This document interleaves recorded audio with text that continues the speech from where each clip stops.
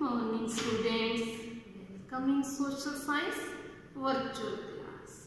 Today we will complete chapter number 7 of civics, that is understanding marginalization. Students, in previous virtual class we discussed what is the meaning of marginalization. People who are less in number, have less powers are known as marginalization. वो लोग जो कम है number में और जिनके पास powers भी नहीं है, दूसरी फैसिलिटीज भी नहीं है, उन्हें बेसिक फैसिलिटीज भी नहीं है, उन्हें कहा जाता है मार्जिनलाइज्ड पर्सन कहा जाता है। तो आज जो हम डिस्कस करने जा रहे हैं वो है minorities and marginalisation, Muslims and marginalisation. Students, हमने डिस्कस किया था पिछली क्लास में कि जो आदिवासी हैं, क्या मतलब होता है आदिवासी का? Original inhabitants. जैसे जब लाइफ स्टार्ट हुई थी तो ह्यूमन बींग्स कहाँ रहते थे? जंगल में रहते थे। उसी तरह से जो आज भी रह रहे हैं उन्हें कहा जाता है original inhabitants. Before colonial rule, they were free to live anywhere. They are free to live in forest, do the hunting, collect the fruit, do the shifting cultivation. उन पर कोई restrictions नहीं थी। They lived a rich life.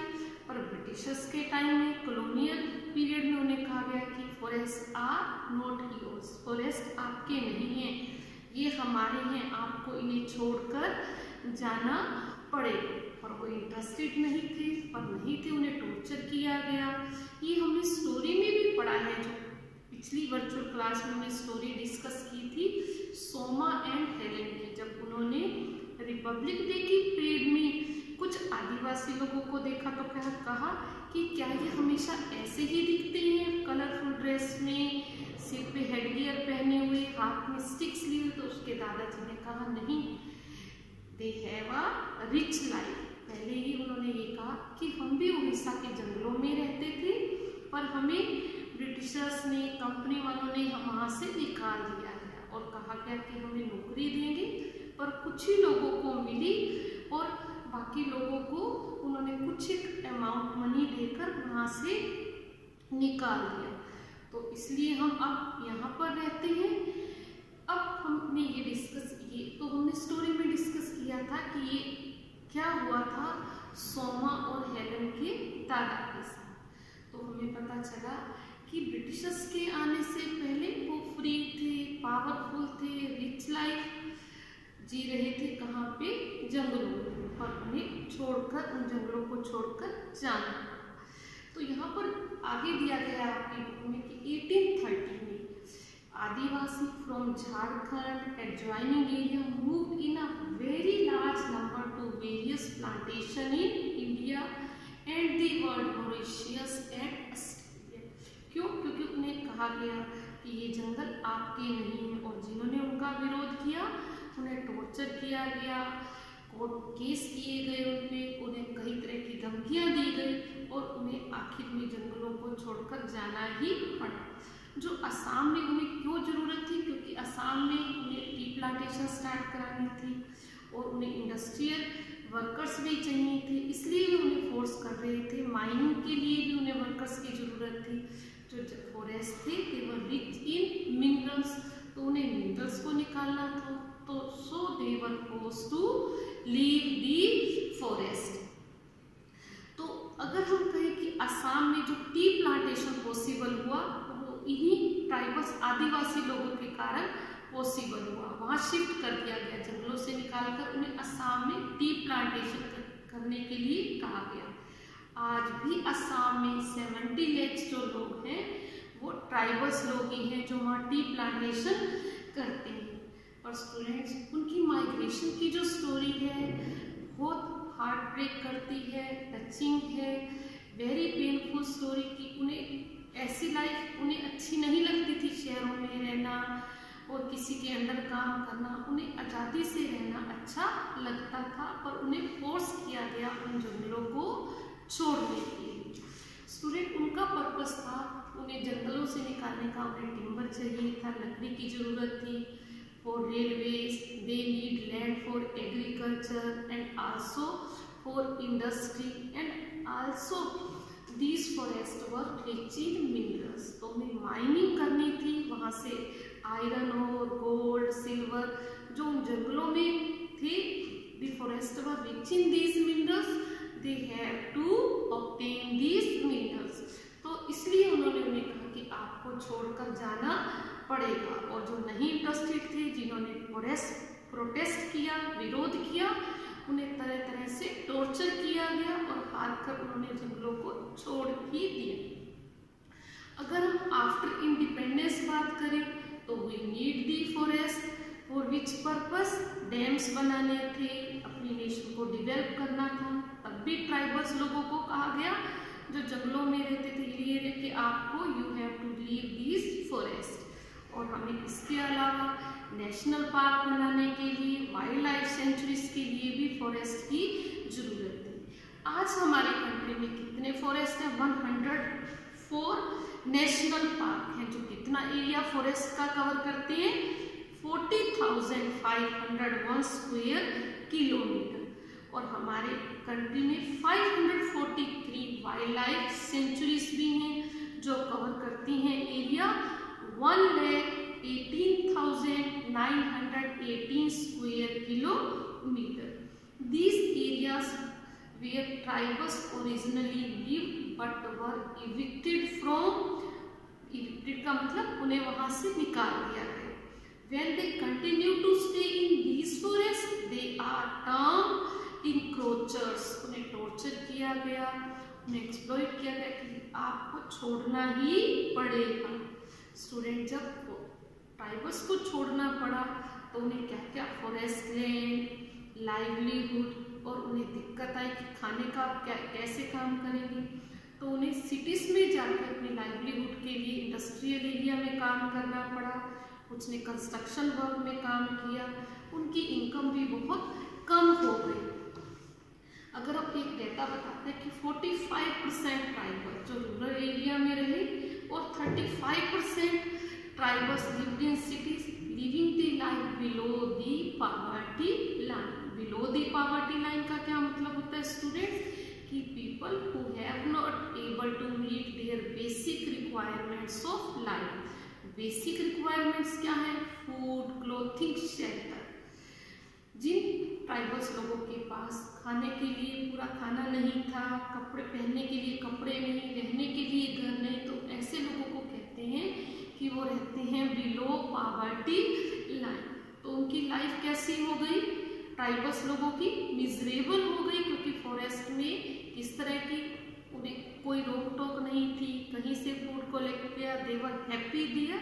पर जब उन्हें जंगलों को छोड़कर शहर में आना पड़ा तो many live their life miserable life and live the life below the poverty line. और many of the children of these Adivasi suffered from malnutrition। वो अपने बच्चों को भी पूरा खाना नहीं पाए। जब उनकी इनकम ही कम हो गई, ना तो अपनी जरूरतें पूरी कर पाए और ना ही अपने बच्चों की वो जरूरतों को पूरा करने में समर्थ हो पाए। अब हम देखिए, तो हमने कहा कि आदिवासी के साथ क्या हुआ, उन्हें क्यों जंगलों को छोड़कर बिफोर इंडिपेंडेंस और आफ्टर इंडिपेंडेंस क्यों छोड़ना पड़ा, और इसके लिए प्रोटेस्ट भी हुए। और ये हमने अपने हिस्ट्री वाले लेसन में भी पढ़ा है कि ट्राइबल लोगों ने मुंडा रिवोल्ट भी पढ़ा कि हमें शहर में रहना अच्छा नहीं लगता, हमें पक्षियों की तरह जंगल में रहना अच्छा लगता है, कहीं से कुछ कलेक्ट किया रहे, किसी की रोक टोक हमें पसंद नहीं है। इस तरह की लाइफ जीना उन्हें पसंद था। पर क्योंकि हमें बिफोर इंडिपेंडेंस माइनिंग के लिए, इंडस्ट्री के लिए, एग्रीकल्चर के लिए उन्हें फोर्स किया गया कि you have to leave this forest. और आफ्टर इंडिपेंडेंस किस लिए? पार्क पर, नेशनल पार्क के लिए, वाइल्ड लाइफ सेंचुरी के लिए, डैम्स बनाने के लिए हम किस चीज़ की जरूरत थी? फॉरेस्ट एरिया की जरूरत थी। तो उन्हें कहा गया कि आपको छोड़कर ये जाना पड़ेगा। तो जब they suffer from many problems like livelihood की प्रॉब्लम आई कि अब क्या काम करें, इनकम कम हो गई, कहाँ रहें, और बच्चों के को प्रॉपर एजुकेशन की और जो बेसिक फैसिलिटीज़ थी वो भी उसको प्रोवाइड नहीं कर। तो माइग्रेशन जो है वो आसान नहीं होता, बड़ा पेनफुल होता है। अगर उन्हें कोई अच्छा लाइवलीहुड मिल जाए तो ठीक है, पर अगर नहीं मिलता तो इट वॉज वेरी पेनफुल, और उन्हें शहरों की लाइफ पसंद भी नहीं थी। मिनोरिटीज एंड मार्जिनलाइज, मिनोरिटी का मतलब ही स्मॉल, ठीक है। तो जो लोग स्मॉल नंबर में हैं और इसके अलावा उनके पास एक्सेस नहीं है पावर की, रिसोर्सेज की, उन्हें कहा जाता है मिनोरिटीज। तो कॉन्स्टिट्यूशन में प्रोविजन किया गया है क्या, to safeguard religious and linguistic minorities as part of fundamental rights. अगर कुछ लोग नंबर में कम हैं तो वो अपनी लैंग्वेज को, अपने कल्चर को अपनाए रह सकते हैं, उन्हें कोई फोर्स नहीं कर सकता कि वो दूसरी लैंग्वेज एडॉप्ट करें और दूसरे रिलीजन को अपनाएं और धर्म को अपनाएं। स्टूडेंट्स, ये जरूरी भी है। The safeguard are needed to protect the smaller communities, the safeguard are needed to protect minorities communities against the possibility of being culturally dominated by the majority। हर किसी को अपने ढंग से जीवन जीने का, भाषा बोलने का, अपने धर्म को अपनाए रखने का अधिकार दिया है हमारे कॉन्स्टिट्यूशन में। Students, the constitution provide these safeguards because it is committed to protecting India's cultural diversity and promoting equality as well as justice। हमारे कॉन्स्टिट्यूशन में हमारे यहाँ डिफरेंट लैंग्वेजेस हैं, कल्चर हैं, तो उसको मेंटेन, इस डाइवर्सिटी को मेंटेन करने के लिए भी ये राइट्स मिनोरिटीज को दिए गए हैं, क्योंकि डाइवर्सिटी हमारी लाइफ को इनरिच करती है, हमारी लाइफ को इंजॉयफुल बनाती है। क्योंकि अगर हमें एक ही तरह का रोज खाना खाने को मिलेगा तो अच्छा नहीं लगेगा। हम नॉर्थ इंडियन खाना खाना भी पसंद करते हैं और साथ साथ साउथ इंडियन खाने को भी। स्टूडेंट्स, इस डाइवर्सिटी को मेंटेन करने के लिए हमारे कॉन्स्टिट्यूशन में प्रोविजन किया गया है कि जो मिनोरिटी में है उन्हें कोई फोर्स नहीं कर सकता अपना धर्म, मेजॉरिटी वाले लोगों का धर्म अपनाने के लिए और वैसी भाषा बोलने के लिए। ये प्रोविज़न हमारे कॉन्स्टिट्यूशन में किया गया है, क्योंकि जो हमारी कॉन्स्टिट्यूशन है डाइवर्सिटी हमें इनरिच करती है। हमें डिफरेंट प्लेसेस पर घूमना अच्छा लगता है, डिफरेंट कल्चर अच्छे लगते हैं। ये चीज़ें हमारी यूनिटी को बढ़ाती हैं, इंटीग्रिटी को बढ़ाती हैं। यूनिटी इंटीग्रिटी, हमें इससे कोई दिक्कत नहीं है। और कॉन्स्टिट्यूशन में प्रोविज़न किया गया है, कोई चाहे कम नंबर में है, हर किसी को अपनी लैंग्वेज, अपना धर्म अच्छा लगता है, वो उसे बनाए रख सकते हैं, उसके लिए इंस्टीट्यूशन भी स्टार्ट कर सकते हैं। स्टूडेंट्स, अब हम पढ़ने जा रहे हैं, समझने जा रहे हैं मुस्लिम्स एंड मार्जिनलाइजेशन। मुस्लिम हमारी पॉपुलेशन का कितने परसेंट है? 14.2% है। और कंसीडर्ड मार्जिनलाइज, क्यों इन्हें मार्जिनलाइज कहा जाता है? कि people who are less in number, having less facilities are known as marginalised people. हमारे लेसन का नाम क्या है? Understanding marginalisation. हमने पढ़ा कि आदिवासी जो है 8% है, फॉरेस्ट एरिया में रहते हैं, कुछ को फोर्स किया गया दूसरी जगह में रहने के लिए, तो वो उनके पास फैसिलिटीज कम है, नंबर कम है, तो उन्हें डिक्लेयर किया गया कि they are less number marginalised people. तो उनकी लैंग्वेज को बनाए रखने के लिए, कल्चर के लिए हमारे कॉन्स्टिट्यूशंस में प्रोविजन किया गया है। इसी तरह से जो मुस्लिम है वो है 14.2% लेस नंबर है और हिंदू के कंपैरिजन में, तो उन्हें क्या कहा गया? Marginalised people. क्यों कहा? सिर्फ लेस नंबर ही नहीं, अगर हम उनके पास फैसिलिटीज भी कम है। अगर हम पक्का हाउसेस देखें, मुस्लिम्स के पास कितने? 63.8%, हिंदू के पास है 60.5.4%, क्रिश्चियंस के पास भी ज़्यादा है 69.3%। 3%। अगर हम देखें कि इलेक्ट्रिसिटी की फैसिलिटी, वो भी मुस्लिम्स के पास कम है, 67.5%। हिंदू और क्रिश्चियन सिक्स के पास इसके कंपैरिजन में इलेक्ट्रिसिटी फैसिलिटी भी ज़्यादा है। अगर हम फ्रेश वाटर, टैप वाटर की फैसिलिटीज देखें, वो भी मुस्लिम्स के पास कम है। They are having 35.8% Muslims are having fresh water facilities, और हिंदूज के पास है 43.7%। क्रिश्चियंस के पास फ्रेश वाटर फैसिलिटी है 48%, सिख के पास 49.3%। ये टेबल यही शो करते हैं कि मुस्लिम के पास पक्का हाउस कम है, इलेक्ट्रिसिटी की सप्लाई उनके पास कम है, फ्रेश वाटर की अवेलेबिलिटी कम है। अगर लिटरेसी रेट भी देखें तो मुस्लिम्स में कम है, दूसरे हिंदूज में, क्रिश्चियंस में, सिख और बौद्धिस्ट यहाँ पर लिटरेसी रेट ज़्यादा है। अगर गवर्नमेंट भी जॉब में देखें तो भी मुस्लिम लोगों के पास जॉब्स कम है। तो कॉन्स्टिट्यूशन में प्रोविजन किया गया है कि जो मुस्लिम है वो भी इंडिया में पूरी फ्रीडम से रहें, उनके पास भी पूरी फैसिलिटी हो। तो ये इसके लिए उनके लिए कुछ स्पेशल सेफ गार्ड किए गए कि सब अपने कल्चर को, अपने लैंग्वेज को, अपने रिलीजन को इंजॉय करें। मेजॉरिटी किसी को फोर्स नहीं करेगी धर्म बदलने के लिए, अपनी भाषा बोलने के लिए। 2005 में एक कमेटी भी बनाई गई थी जिसमें ये कहा गया था कि मुस्लिम्स के बारे में डेटा कलेक्ट करें, इंफॉर्मेशन कलेक्ट करें कि क्या उनके पास ये फैसिलिटीज हैं या नहीं है। और ये chaired by justice Rajendra सचार committee examine the socio economic and educational status of Muslim community in India.